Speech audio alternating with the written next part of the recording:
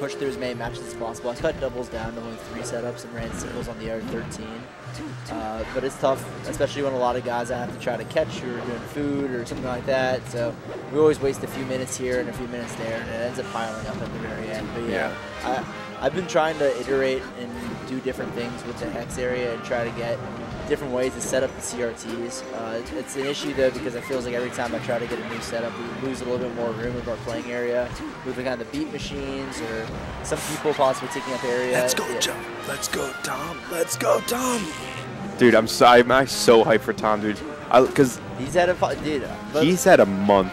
You've had some really big nights tonight. Honestly, it was an exciting tournament, and I love having these many people out because not so much because you know you're going to get great melee in top 8, but you always know there's like 2, 3, 4 guys every single one of these types of tournaments who just pops off and makes like an even bigger name for himself. Yeah. Like, and Baker popped off earlier, took down what? Cypher and well, I mean, like Tom and Fox is tearing up people. I mean, it's just things like that. It's just fun to kind of. So by the way, just so in case the stat keepers are keeping note, Perry is Polish as Fox. Perry. I'm still salty at him that he's like, oh, I'm just entering Fox, so I'll get knocked out quick, and he proceeds to take names. Xenophobia. Yeah, I know. Like, come on, man. Yeah. It was hard to see them, but it is what it is. That's definitely a liquid special right there, picking a secondary and then and then just destroying people. Beating everyone, yeah. Honestly, I do have to say something though, is that Juicebox is playing this matchup really smart right now, but not really doing too many grabs. Oh no. That's it. Yep. Nice. That feels bad. Went for that runoff up B. Yeah. Oh.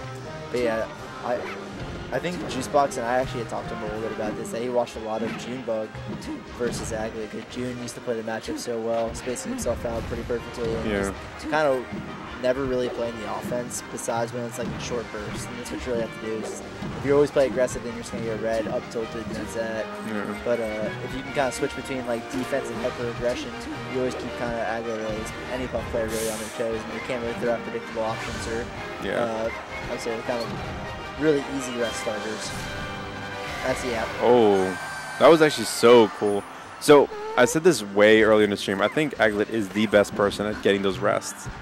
Yeah. He always has the sickest rest. His rests are sick. He had a lot of doubles today. Yeah, he does, dude. He does that. Like, anybody who ever plays him, like, dude, he just... I would just be calling matches and be like, oh, I'm like, what the heck? So sick. Oh, and then pop off behind me. And Jerry, it takes 30 minutes for me to get to Xanadu and 40 minutes for me to get to the cave. I'm going to tell you right now, it's so much more worth it to get to the cave. You're the only PR player who has not come to the cave now. Ooh. Oh, no. My. Nice read. I go feel himself a little bit after Dude, oh my god. See, that's what I'm saying. Like, he knows every rest setup for, like, every character, and it's kind of crazy. Jerry's making me mad. Yep. Dude, Jerry, Yep. I was just about to say, look for another rest. When Aglet gets resting in a set, and I've watched this guy for like a good minute now. When he gets resting, he loves to fish for When he gets resting, he starts sleeping on the competition. Let's go. He fishes for it, and he loves that shit, man. So, look for him to kind of keep utilizing aggressive resting, I guess, is a better way of putting it. Looking for those tech chase rests, looking for the more like hard regress setups. Yeah, I mean, and it's like, I really want to see what Juicebox does, because I think Aglet got him twice on like rolling in. Okay, there we go. What's going on? Oh, nice. Man, just missed it. Yeah. The last hit of the toes. That would have been it. Pretty much, if Aglet can ever get Juicebox below the ledge without a jump, it's over, because he can just force the up B and then. I mean, at that point, it becomes a mind game where Juicebox will have to go to ledge almost. Yeah. Because essentially coming on stage is just going to get killed. Yeah, and the thing about Jigs is that, like, it's such a battle of, like, attrition. I love that word, attrition. But it's such a battle of attrition because you really can't be super aggressive on Jigs, because Jigs nowadays, they know defense. They know shield dropping. They know how to wave dash out a shield well. And they're definitely going to punish you on every single moment you, like, over-aggress, like what just happened there.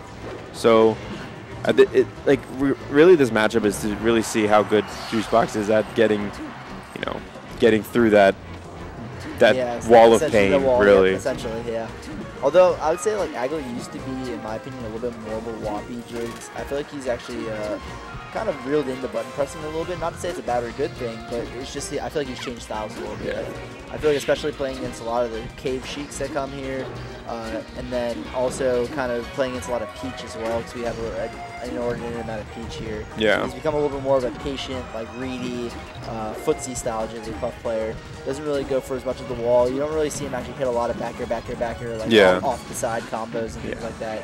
Just because he's really not fishing for it. He's really going for the smarter reads into like nice rest setups, things along those lines. I mean, I completely agree with you. And I feel like that is part of his evolution of a player, but at the same time, I feel like he shouldn't be abandoning a lot of what that is, because I mean, whopping is still OP. I mean, that stuff's so good. You wall out characters and if whopping. they can't, whopping. I love that word. Yeah, no, you're completely right. Like, I definitely noticed that same thing, is that, especially in doubles, like, I've been playing him, and he's just like, he's not slower per se, but he's definitely a lot more, you're said, read heavy. Yeah. Aglet in doubles is honestly one of the best doubles players we have here, in my opinion. Oh, absolutely. Him and Jimbug are definitely a force to be reckoned with. What, did they won today, right? They did not. They actually lost to the brothers. Oh, wow. Did they got the reset? Smash got Rod, yeah. I think I was just waiting from a match, so I didn't really notice. It was a good set. Ooh. That's been another big thing as well. Is like I kind of going back to that original point why I stream so much of doubles. I feel like it's slightly a novelty, and a lot of guys really enjoy going back and watching kind of those sets. Yeah. So I do kind of. You should just stream like winners finals, losers finals, and yeah, grand that's probably what I'll finals. start doing. I think. And I need to create more of a strict double setup area where it just kind of gets too clustered for a lot of the areas. Like last week we did less setups and there's more comfortability, but at the same time the tournament ran slow because we just had 10 setups as opposed to 16 this week. Yeah. I would like to get to 20 though. 20 would be the dream. I actually have a setup here, but I don't have a CRT. I do. Just set it up and play while we're casting, obviously. Cast and play at the same time. I really want Juicebox to win, dude. Oh, the bias. I'm so biased right now. Dude, it makes me so happy to see Tom do well, you know? He's such a nice guy. Honestly, I want to see either one of them winning is going to make me No, happy. I mean, obviously, I'm not going to be like, oh, yeah, screw Aglet. No, well, for the main fact that like both of them are already exceeding their seed expectations as well as like who they played against. They've already overcome so much in this tournament that at this point, like it's pretty much just window dressing. So I'm happy for either one of them. Absolutely. Nice. No, I mean, absolutely. And like, I think, yeah, I mean, that's. But I will say, I don't have TO bias, but I am rooting for Aglet because he did miss a few weeks of the cave in a row, and it's good to see him back in it. Actually taking a lot of names again. Well, actually, here's one thing that I got to say, though. Aglet had this period where he, like, didn't really like to play Melee too much, and I'm really glad to see him, like, come back and, like, get at this kind of full force kind of with the... He's coming in hard. I mean, he's honestly been showing up, like, early, taking names, like, playing his friendlies, playing those after hours. Like, he's grinding it out again. Yeah. It really makes me happy because, he's very, very good. He's, like, super good. He was the OG young Melee player here. Dude, fun story about Aglet. So I first played against him when he was, I think, 15, like, a while ago, right? 4 years ago. So I went to Cypher's house. And I'd never played against this guy before. This is back when I was like playing Dr. Mario, and I was awful, right? So I was just beginning DK, and literally, I think I got rested like maybe like 36 times in a row. It was the most disgusting. Oh my god. And he was relentless. He just wouldn't stop resting me. Yeah, he refused to kill me in any other way besides rest. Right. He just was offstage rest. It was everything. It was just So that was a fun first experience with Aglet. Oh, dude, that was sick. SDI the first hit, which is possible. That should be it. That's it. Yeah. Yep. Nice. 1-1, I believe, right? Yeah. Dude, although we need the cam switch here at the names as well. So, yeah, they said on stream it's fine. Oh. I think it messes up a little bit for the OBS. That's okay though. Hi, Biz. Did you see how Baker did? Dude, Baker is my boy. Baker did the JMU, man. I was wearing my JMU t-shirt earlier. He represented JMU. Maybe Juicebox criminally underseeded? To be fair, I seeded 100% on the PR. I know. It just came out, so I figured I might as well. Yeah, just try it once. Yeah. Should have played losers semis off stream during winners finals. Agreed. But at the same time, I feel like this is more like a learning experience for everyone here. I lost one setup due to it, so I mean, at most, I think we probably saved 15 to 20 minutes, which sucks. But at this point, like, what can the cave do besides increase the space for Melee? So that's the thing. Without pre-registration, it's really hard to justify closing off areas which we're making. Why don't you revenue do on. pre-registration? For a weekly? I mean, we might do. For summers, we might start doing pre-reg. It's just like it makes things easier. Things get a little hectic when people are showing up at the last second. Yeah. Damn, dude, we had so many people today. It was fun though. It was a good time. Yeah. I wasn't able to leave that TO desk until like at least 3.5 hours into the tournament, man. We're just getting call after call after call, like non-stop sets being played. Oh. Pre-reg for the cave. Yeah, dude. Smash GG pre-reg for the cave. Well, we have a Smash GG account, and we've teamed with them before, so all right. Noted. I'll go and bring it up. It would help out, especially me, because like I would come. Exclamation mark that. Exclamation mark bracket. You'll get the bracket up. Yeah, for me, like I'm coming from Silver Spring. I mean, I get here early because I can just leave like at 4 or something. But I don't know. Yeah, pre-reg would be sick. Oh, back to this match. Juicebox. Yeah, sorry. Juicebox, please. So Aglet's now the blue Jigglypuff, which is my favorite one. Really like Bo? I just like blue. I know. I just like the color it's blue. Popular, but headband in it, she's so good. Rainbow Puff is just so G, man. Dude, Juicebox does all these like such smart things, where he just went on the platform, just did like Waveland on the platform, just down smash, and it's like he's really good at mixing things up now. And I would say honestly, Juicebox maybe more than any other player in MBVA has improved at such a ridiculous rate. I mean, besides Mr. Godmarth himself, Zane. Yeah, true. But at the same time, I mean, even in a scale of improvement, I think maybe Zane went from like a 9 to a 9.5, and Juicebox has now gone from like, I don't know, I feel like 7 to 9 or something. Yeah. That's what I'm saying. Juicebox is leveled up hard, man. Ooh. I remember back when you just make Sheik great again, like a year, like they were playing him in for Dismiss doubles, and like he used to be seeded down like the 15th, so now he just battled his way up. Yeah, it's crazy. Like he just, man. People are so good, dude. Yeah. It makes me so envious. People are so good at Melee here in MBTA. Honestly, it's not to take away from any of them. Like, oh, they're naturally good. They work really hard. Juicebox, I know for a fact, watches his games, analyzes his sets. That's what I was saying. Like, it's so fun to go back and like, yeah, this is actually crazy. It's 4 minutes and 40 seconds, 3 stocks left each. Okay, we finally.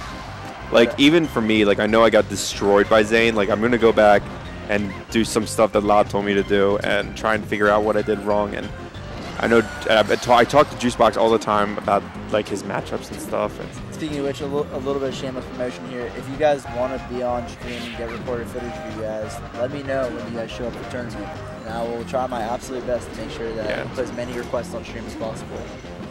How'd you join? Rip. Rip. Ooh, nice cat. Caught the aerial. Caught the wop. Wop wop. Alright, this game just sped up by 20. When will this cave start? Like at least 30 minutes to every round and lose time that turn.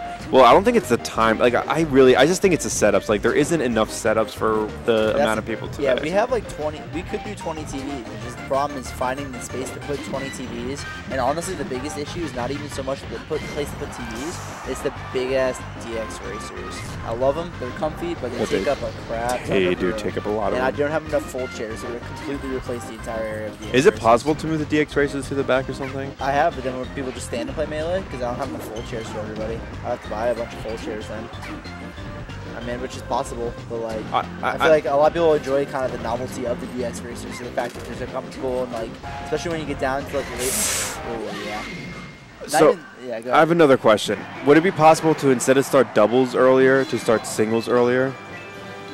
Like what, 7:30? Yeah, 7:30. That would make it a little tough though, because I would have to run everyone who wasn't still in doubles, and doubles, especially if we're doing 24 people, like 24 teams of doubles, that's a lot of people, like 30, 40 people in doubles. Yeah. So it's gonna put bracket in a really odd spot where I'm gonna get ahead in losers, and people in losers are gonna have to wait like an hour or something like that.